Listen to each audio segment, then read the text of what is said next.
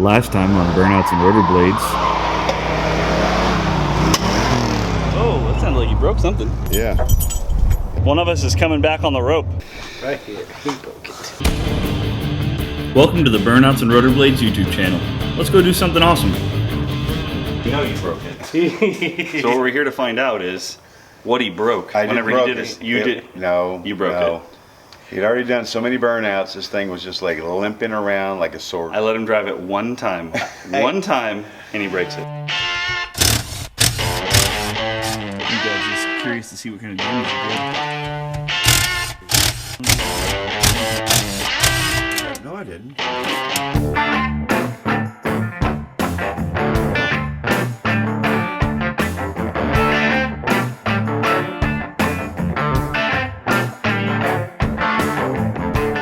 Seems like kind of a waste to replace these rear end parts whenever we know they break so easily behind this 283.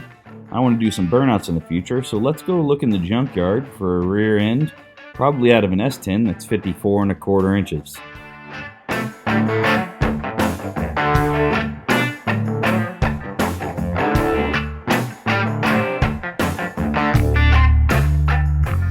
Alright, so we found this S10 Blazer here.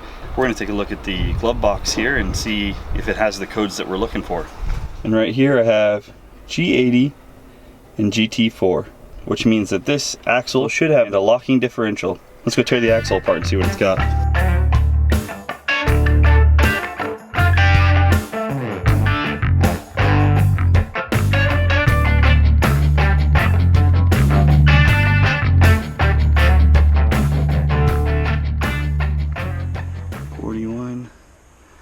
Divided by 11 is equal to 373. This one's got some junk in it. You can see here, I felt something.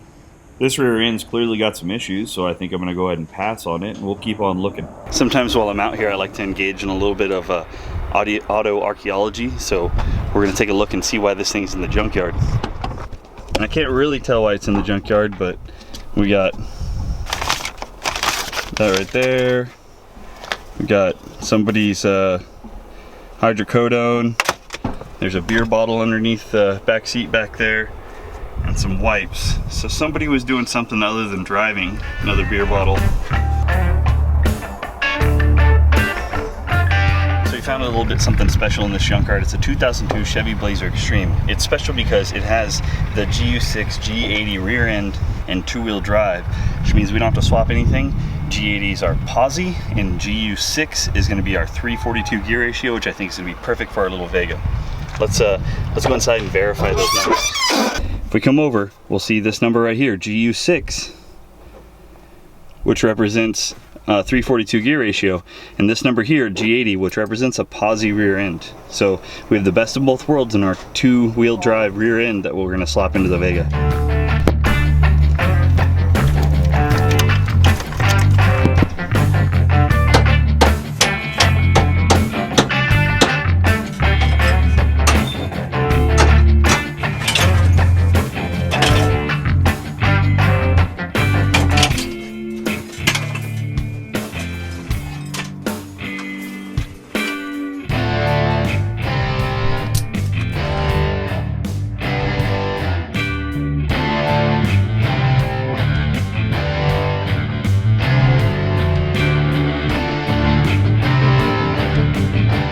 These backing plates are super crusty and they're going to have to go, but I think while we're in the process, we're going to go ahead and try to install some backing plates from a four-wheel drive so that we can reorient our caliper to the bottom side for a better position in the Vega.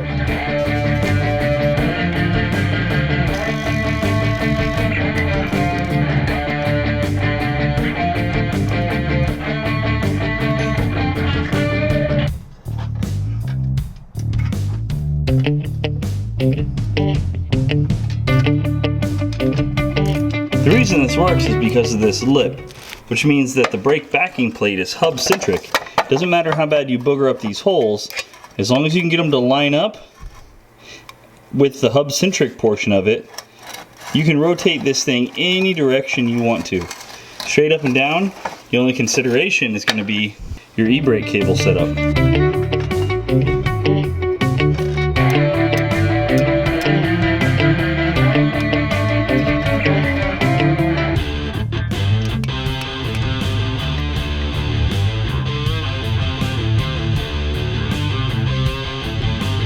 Now it's time to rather unceremoniously remove this 1970s relic from the back of the Vega and make some room for our brand new, well, new to us, 2000 Chevy Blazer rear axle.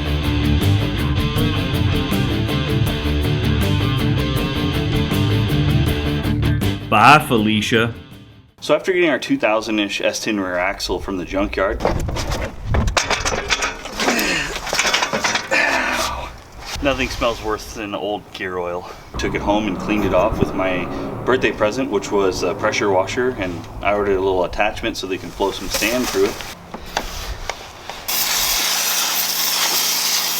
And it did a really, really good job. This once really crusty axle now looks somewhat presentable.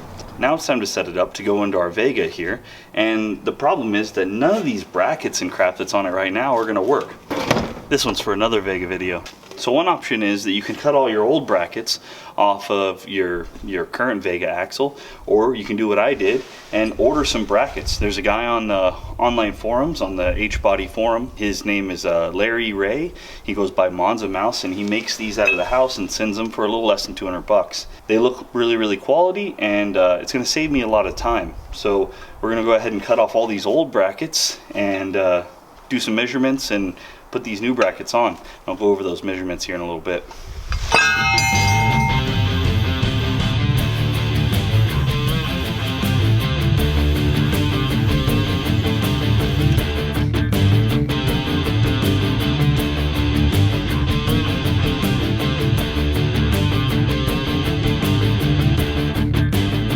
With the axle at a known position, we can then take measurements of the angles of all the brackets relative to that 90-degree to the floor position. Dividing the overall length of the axle by 2 will give us the center line of the axle. We can then establish the distance from the center line of the axle for each bracket, and the distance of each one of those brackets from the center line, and transcribe those distances to the floor in order to gain a measurement from center line for each one of the brackets. You can then take all those measurements and transfer them over to the new axle with the new brackets, making sure that we measure both relative distance from the center line of the axle and relative distance from each other, one side to the other, to make sure that we maintain the distance between each bracket as it's installed in the axle.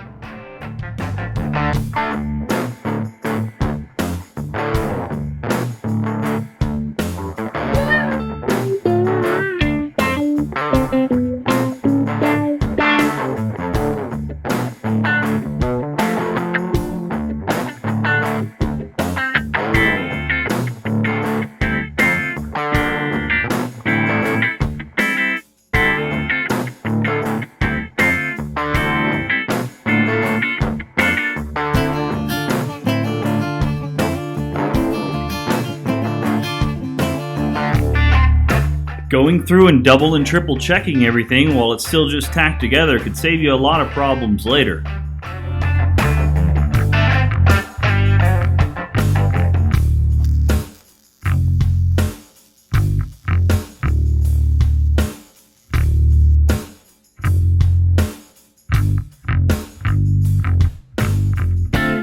Now that all the brackets are on, we can go ahead and test fit it and make sure that the suspension moves the way it's supposed to.